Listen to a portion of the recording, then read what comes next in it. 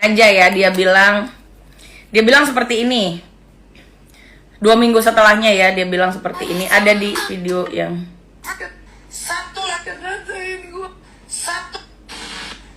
laki-laki pun dalam hidup gua tidak pernah ada. oh ini udah masih nih Di TikTok adik kandungnya dari istri bapaknya yang nomor 3 ngomong begitu. Terus lonteinya juga ngomong gitu. Terus temennya juga yang ketangkep, itu temennya yang ngomong itu kan settingannya, itu pernah di penjara tuh narkoba sabu. Gak mungkin mereka duluan, bukan gue. Kalian jangan dikit-dikit tuh menyalahkan gue. jadi yang dia sebut apalah gitu ya nih. Tok adik kandungnya dari istri bapaknya yang nomor 3 ngomong begitu. Dari istri bapaknya yang nomor 3. Seperti biasa, dia selalu mengusik atau mengangkat urusan pribadi sampai keluarga-keluarganya orang ya. Sampai whatever tentang bapaknya si RI menikah berapa kali, kita tidak peduli dengan itu. Karena kita tahu sendiri bahwasannya ada banyak orang yang menikah berkali-kali, termasuk Nikita Mirzani yang menikah berkali-kali ya. Dia katakan kan itu adiknya RI yang nomor 3 yang dari adik kandung RI dari istri yang ketiga dari bapaknya lah, whatever.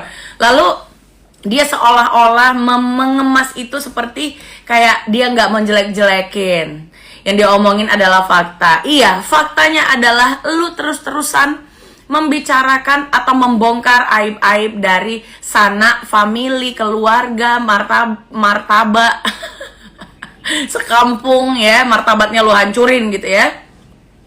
Lalu dia sebut juga sama perempuan yang di tengah yang dia katakan LC. Kalian masih ingat ya videonya pasti ya, yang bertiga lagi minum wine. Lalu dia bilang begini kan, si goblok.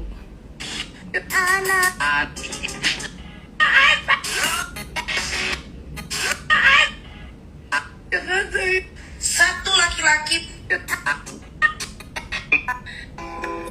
di TikTok adik kandungnya dari istri bapaknya yang nomor 3 ngomong begitu. Ini yang pegang wine. Lonteinya juga ngomong gitu. Terus Terus Lonnya ngomong begitu. Itu perempuan yang di tengah yang dia katakan LC. Lalu ya laki-laki yang dia katakan itu, yang laki-laki yang ngomong dia kan settingan ya Chin gitu kan. Kurang lebih videonya seperti itu. Itu yang kemudian di video tadi dia katakan sebagai orang yang pernah tertangkap menggunakan narkoba, yaitu sabu ya. Jadi kalau kita mau urut merenteti perkara tersebut, dia itu memang orang yang menurut gue bukan hanya kena mental illness, tapi dia adalah ODGJ ya, karena semua lawan yang dia anggap akan dia serang, dia nyerangnya pakai narkoba, pakai LC lah, pakai kata-kata lon lah ya kan, pakai kata-kata mengata-ngatai fisik lah, atau dia membawa-bawa keluarga dan rumah tangga orang lain. Jadi konteksnya di situ aja ya. Jadi gue mau katakan akan ngebahas ini selama 1 minggu. Mungkin nanti akan gue tarik dari story IG gue. 1 minggu gue akan menggagalkan pencitraan daripada Nikita Mirzani ya. Terus ternyata faktanya pas banget. Setelah 1 minggu dia tidak kuat menggunakan buzzer saja. Lalu dia menggunakan mulut muncungnya sendiri untuk klarifikasi dan menjelek-jelekkan. Karena apa? Karena dia walaupun sudah pakai buzzer atau meminta tolong kepada orang seperti yang sudah-sudah, dia tidak akan mau buzzernya itu lebih terkenal dibanding dia, sehingga dia juga mengambil kesempatan tersebut untuk berbicara. Itulah kenapa gua yakin dan sangat paham kalau setelah 1 minggu itu pasti pencitraan dia gagal, karena gue mempelajarinya. Begitu ya. Kenapa dibilang pencitraan? Di video yang belum bisa gue sertakan karena gue tidak download ya. Di salah satu statement dia mengatakan, orang bilang gue kalem begini, karena RI. Padahal di 2022 aja gue udah kalem begini katanya. Kalem dari mana? Coba dilihat video-video dia di tahun 2022 dan di tahun-tahun yang kemarin setelah dia 6 bulan pacaran. Bahkan dia masih mengeluarkan statement yang menyatakan seperti ini 2 minggu sebelum terjadinya abuse. Aku mau bilang terima kasih banyak sudah hadir di hidup aku kurang lebih 6 bulan ini. Terima kasih sudah mengenalkan keluarganya yang begitu hangat. Terima kasih sudah membentuk aku menjadi seperti sekarang. Terima kasih sudah menyayangi aku sepenuh hati. Terima kasih sudah menyayangi anak-anak aku juga yang aku. Apakah menurut kalian dia adalah orang? Berarti kan kalau misalnya dia 6 bulan pacaran, nggak tahu diakui atau tidak ya. Di 6 bulan pacaran, 2 minggu sebelum abuse itu berarti ada 5 bulan 2 minggu. 5 bulan 14 hari dia masih mengeluarkan statement seperti tadi. Terima kasih telah menginikan saya, mengitukan saya dengan keluarga yang hangat. Apakah ada tanda-tanda kekerasan dan abuse dan ketertekanan batin ketika dia mengeluarkan statement tersebut? Ayo silahkan kalian. Aku mau bilang terima kasih banyak sudah hadir di hidup aku kurang lebih 6 bulan ini. Terima kasih sudah mengenalkan keluarganya yang begitu hangat. Terima kasih sudah membentuk aku menjadi seperti sekarang. Terima kasih telah membentuk saya menjadi seperti sekarang. Artinya secara tidak langsung dia menyatakan bahwasannya dirinya adalah orang yang sangat pantas diubah dan dididik. Seperti itu ya. Ini analisa logika orang awam ya, dari seorang Tengku Zanzabela. Analisanya seperti itu.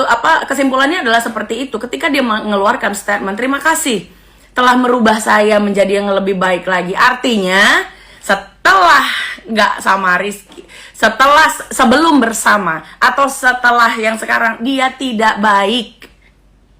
Dia mengakui dirinya bahwasannya dirinya kurang didikan, sehingga dia berterima kasih kepada RI atas didikannya selama ini yang menjadikan dia kalem ya.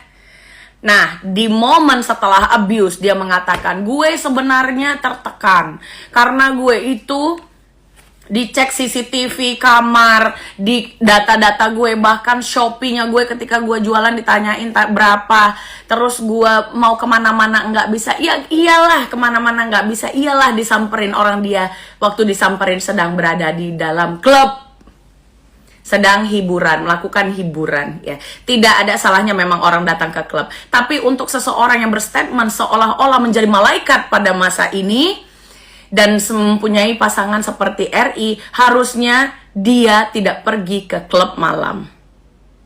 Ya kan? Nah, lalu dia bilang terima kasih untuk keluarga yang hangat menerima saya 2 minggu sebelum abuse. A few week later, beberapa minggu kemudian dia menyebutkan lagi, sebenarnya dia itu yang sok-sokan ngajak-ngajak gue ke mall. Ada ya videonya, nanti gue sertakan setelah live. Ngajak-ngajak gue ke mall agar orang-orang tuh minta foto, mbak minta foto, terus bilang, oh iya fotoan juga dong sama masnya. Dan tidak bisa dipungkiri katanya, seorang Rizky followersnya cuma 100.000 ya, setelah sama dia jadi 1M. Karena apa? Karena mendapatkan keberkahan dari kedekatannya dengan NM. Menurut gue itu adalah pembahasan yang tidak penting sekali tentang followers atau tentang popularitas ya. Karena di lain sisi NM mendapatkan citra seperti itu yang kelihatan baik, kalem, itu justru ketika dia bersama RI, yang tidak pernah sebelumnya kita lihat kalau dia itu bisa berlakon selayaknya Queen Elizabeth ya dari mana, tapi nggak penting banget dia harus ngebahas followers dia naik gara-gara gue. Kalau gue tiap hari diajak ke mall biar ada orang-orang yang tahu. Padahal kalau kita telusuri lagi, video-video kedekatan yang beredar itu berasal daripada bala-balanya Nikita Mirjani ya. Videonya candid, video dari belakang, itu kan orang dari jarak dekat yang memfoto. Dengan siapa dia pergi? Dan dia tidak pernah membantah selama 5 bulan sekian minggu. Dia tidak pernah membantah bahwasannya dia berkeberatan video atau foto kedekatannya dengan Rizky itu beredar di mana-mana. Bahkan dia mengeluarkan statement yang sangat berbunga-bunga. Ada juga video yang Ami lagi di mana, lagi masak, gitu. Artinya dia seneng dong. Dia tidak tertekan dong dengan publikasi dari kedekatannya dengan RI. Nah, di sini gue bilang dia punya kepribadian yang 3 atau 4 gitu ya. Jadi dia sudah bukan orang yang kena mental illness lagi, tetapi dia adalah orang yang setengah ODGJ. Ya, setengah ODGJ. Jadi NM ini adalah orang yang setengah ODGJ menurut gua, karena hari ini dia ngomong lain, besok dia ngomong lain, dan waktunya itu harusnya kalau dia mau tuh setahun, 2 tahun gitu ya. Ini nggak hanya hitungan minggu saja atau hitungan hari saja, dia bisa melakukan atau menyatakan statement yang berubah-ubah, ya. Gitu. Kalau orang bilang ntar aja, laporin aja, gue baru gue share bukti-buktinya. Pada faktanya, ketika kejadian dengan gue, dia men-share segala bukti-bukti, padahal bukti-bukti itu juga nggak jelas, dipotong-potong sama dia, ya? Ya kan? Nah, begitu. Lalu dia sekarang menjelek-jelekkan keluarganya. Dia bilang, bapaknya si R aja punya istri 3, ya kan? Nggak menurut gue ini di luar konteks daripada yang harus dia bahas gitu loh, ya, tentang keluarga-keluarga orang. Gimana kalau orang membongkar tentang keburukanmu, atau tidak perlu dibongkar, diungkapkan aja, karena sesungguhnya yang memang terekam di jejak digital dan secara jelas, fakta konkret, akurat, ya, terpercaya, itu adalah masa lalu elu dan kehidupan elu yang memang seluruh dunia mengetahuinya. Ya, dia bilang orang semua tidak baik, orang semua kayak gini murahan. Emangnya seorang public figure sekelas Nikita Mirzani menjadi seorang yang bermartabat ketika dia mereview tatonya sambil buka-buka bajunya kelihatan BH-nya, buka-buka celananya sehingga kelihatan celana dalamnya. Ada gua sertakan. Lalu ada di videonya Kang Sule, dia memegang kemaluan dari Kang Sule. Apakah seperti itu yang dikatakan public figure bermartabat? Lalu apakah kalian adalah orang yang mendukung public figure yang sedeng ODGJ, yang selalu bilangin orang murahan, pelacur, dan lain-lain?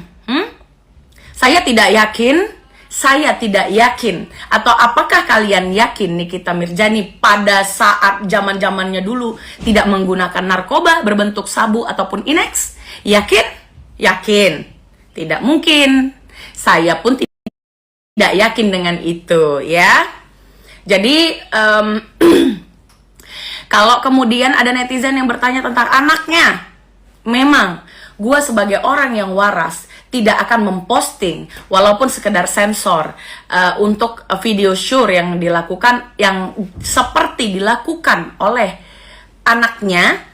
Gue tidak akan memposting itu. Gue sudah lihat, tapi menurut gue itu tidak penting untuk gue bahas, karena anak itu bukan sengaja, tapi ternyata gue baru lihat pagi ini kalau berita tersebut adalah hoax. Berita tersebut adalah editan. Seperti yang dikatakan oleh pengacara ini, dia bilang dia pesankan untuk NM bahwasannya NM bisa melaporkan penyebaran video hoax atau video real yang disebarkan oleh salah satu account namanya Balikin 90 juta. Ya, sekarang namanya sudah berubah menjadi Marisa. Ya. Ini dia pernyataannya. Sebentar. Ini akunnya MAARISSA.1. Foto loli lain sudah kami hapus, namun kami meluruskan berita yang beredar. Diambil dari tim dalam kondisi loli memakai baju dan diedit. Tambahannya lewat agent properti. Tidak terima loli meminta videonya dihapus. Ya, dia pun mengadu domba loli dengan saya. Loli dengan Cindy. Info yang didapatkan oke, ini gak penting banget menurut gue dan tidak penting untuk gue yang membahasnya, karena itu perkara samalah. Dari gaya-gayanya juga akun Marisa atau akun 90 juta ini seperti buzzer-buzzernya Nikita Mirzani sendiri. Seperti, gue tidak menuduh tapi gue katakan seperti. Ya, begitu. Jadi kalau dia bilang lagi, anak gue begini, anak gue begitu, apakah kamu tidak berpikir kalau nantinya anak lelakimu juga akan sulit diterima oleh calon mertuanya atau orang tua dari pasangannya dikarenakan mempunyai ibu yang mulutnya comberan sekali seperti elu? Ya, orang akan takut masa depan anaknya, akan takut keluarganya dibongkar, bukan karena mulut elu benar, tapi karena mulut elu comberan. Ya, orang takut kayak si RI aja dia udah bongkar, bapaknya pernah nikah 3 kali, mamanya dipukulin semua, ini itu. Ya, artinya kesimpulannya di sini, stop membela public figure ODGJ seperti dia.